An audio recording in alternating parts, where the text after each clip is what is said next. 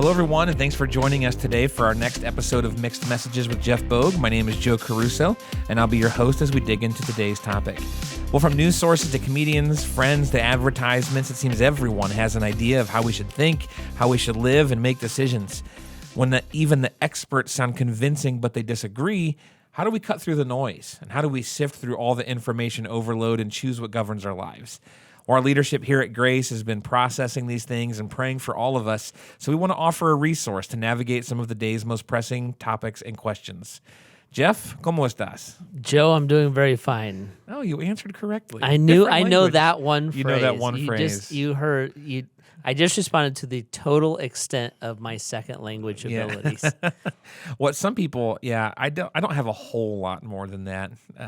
At least not without practice. That's not true. That is not. I need practice. We travel the world together all the time, and 4 days in, you're fluent in whatever country we're in. Yeah, but I haven't been in that country for a little while. So. Oh, jeez. You make me sick. You make me sick. But that has nothing to do with the language.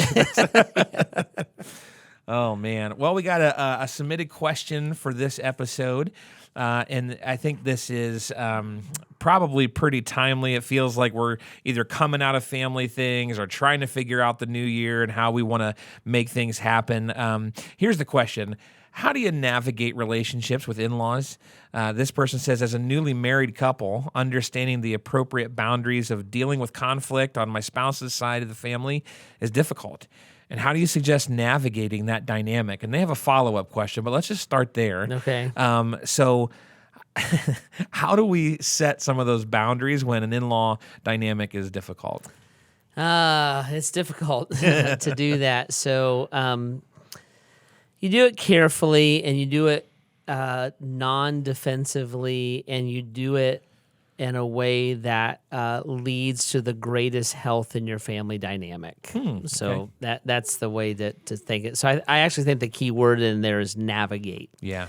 So I think when you're newly married, everybody's trying to figure everybody out, right? Which is fair. Yep. And so when you bring somebody into a family, or you are brought into a family, nobody knows each other that well, and everybody's kind of hoping for the best.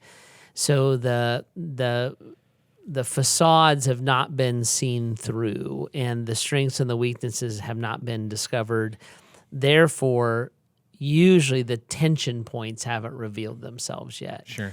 And usually when we get into like in-law situations, it's because the tension points have finally revealed themselves. So I think that's where that word navigate's a big deal. It's what are we talking about, right? Are we talking about overly controlling in-laws? Are they trying to overly control you? Are they trying to overly control your spouse, which would be their child? Are we talking about a defensive person, so you're defensive and you're possessive? So your spouse just has a good relationship with their parents, and you feel jealous of that and possessive of that because you don't know really how to navigate marriage yet. And we could probably sit here for the next 2 days and just lay out examples. So sure. I think you start with, I have to be honest about what the issue really is, and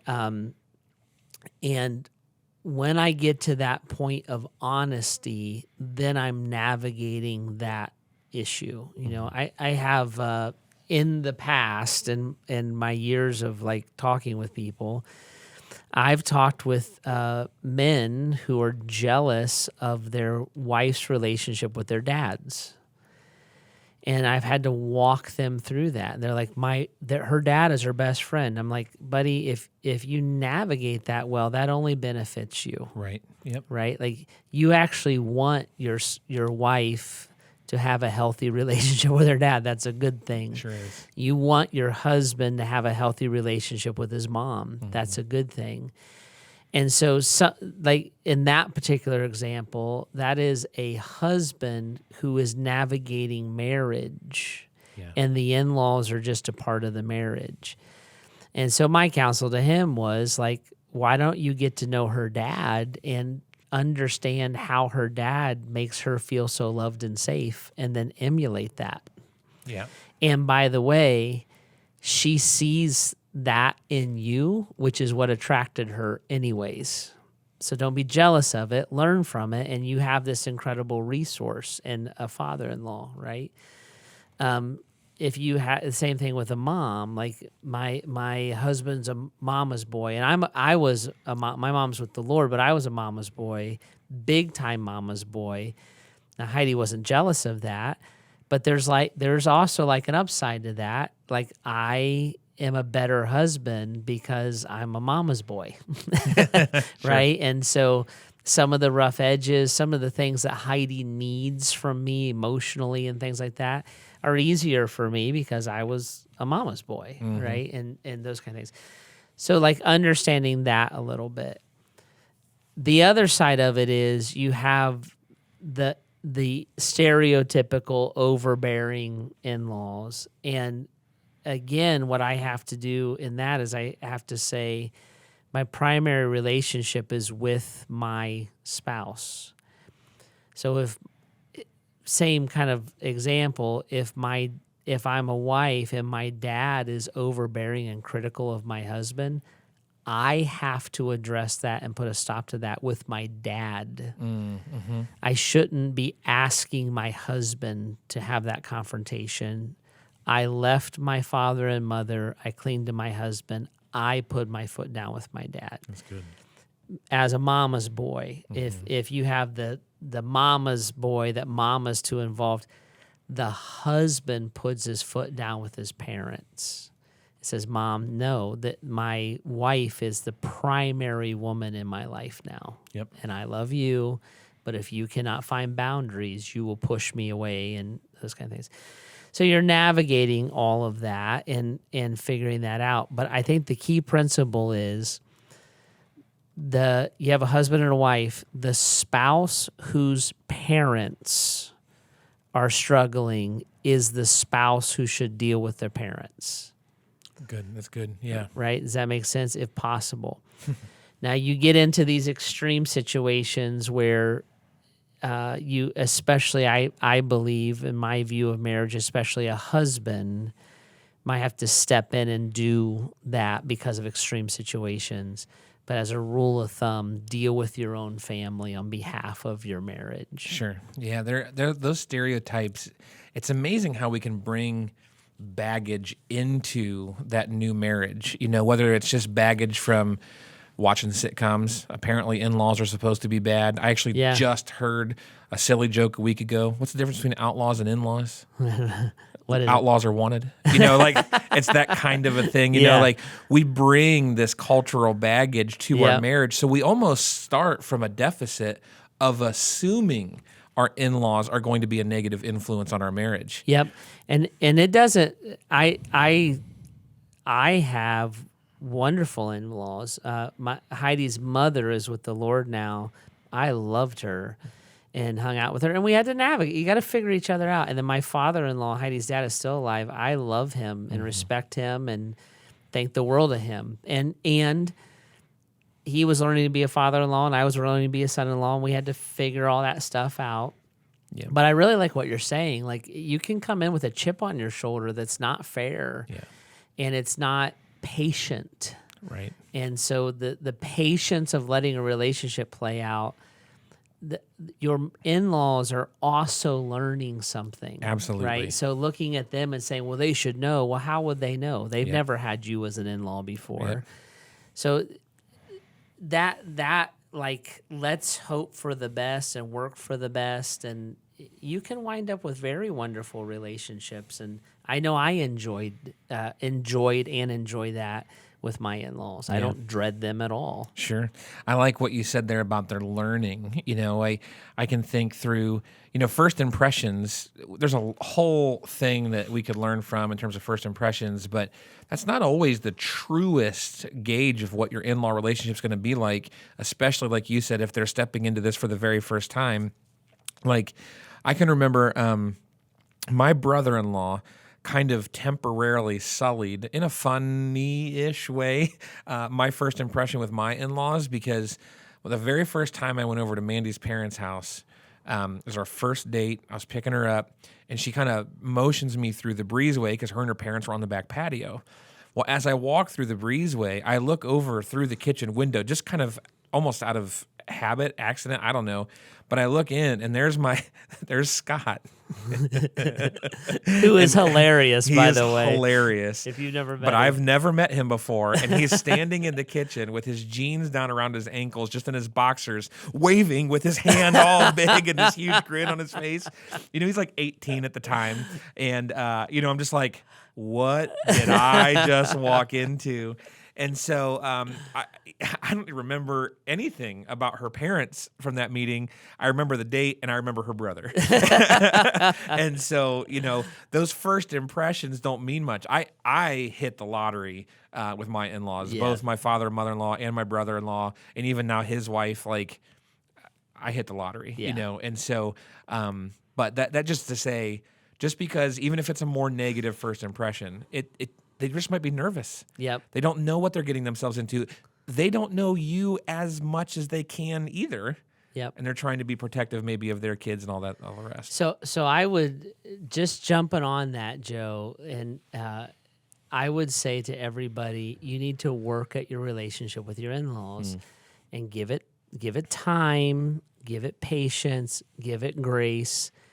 And you can have difficult in-laws. I'm not saying that that's not true, but I really love what you're saying there. Like, don't just go there. Like, and by the way, if it took you a year or two to get to know her or to get to know him, double that before you actually get to know their family for who they really are and what they're really like. It takes years.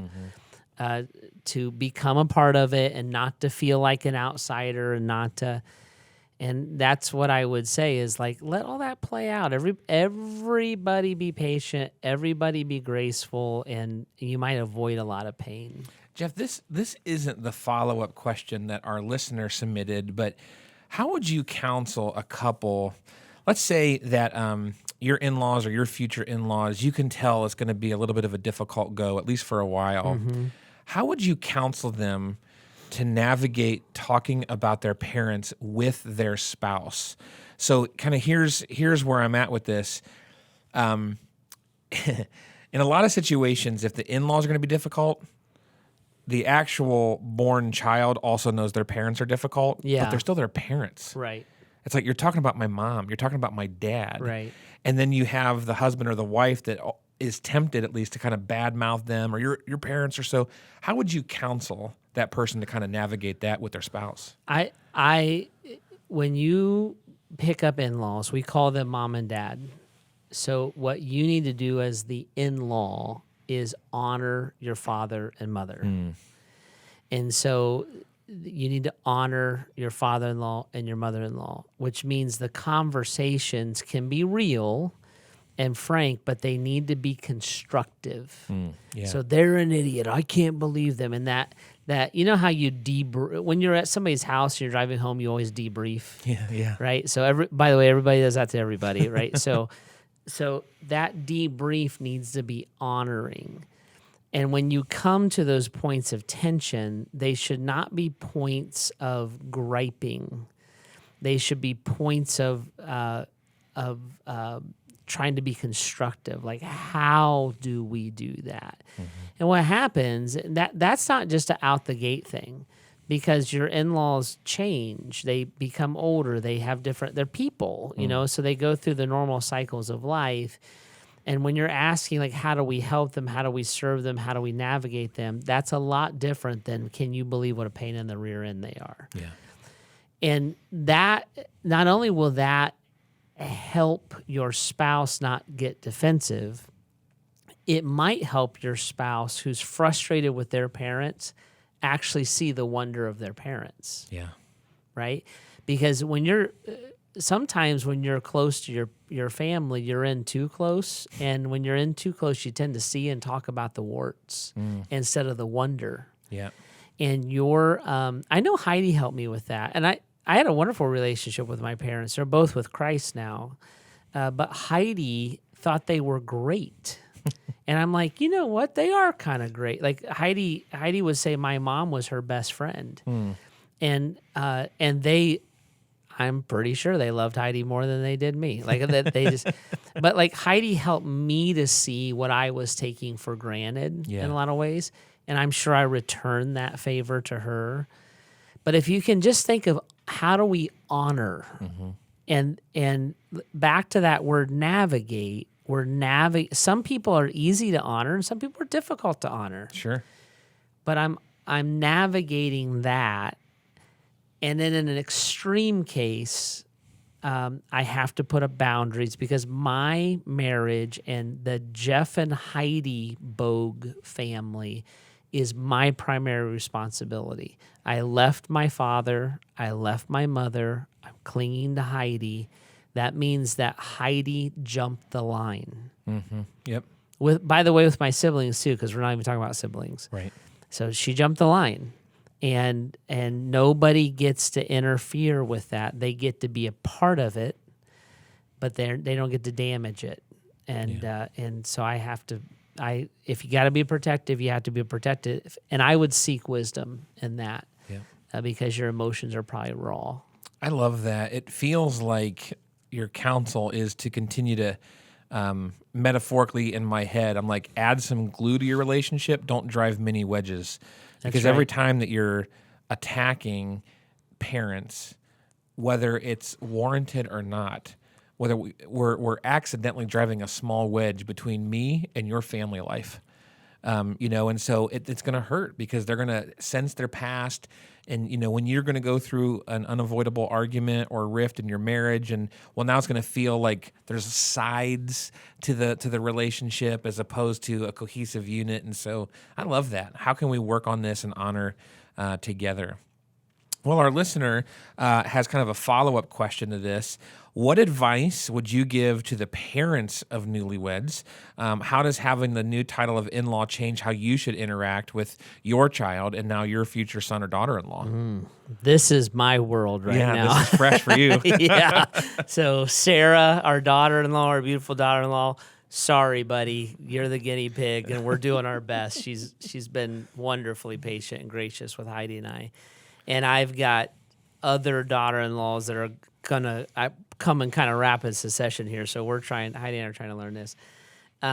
This is what I've learned so far. How about that? This is great. What I got. I've learned to ask permission. So and to try to seek, in my case, my daughter-in-law's heart and mind. So like.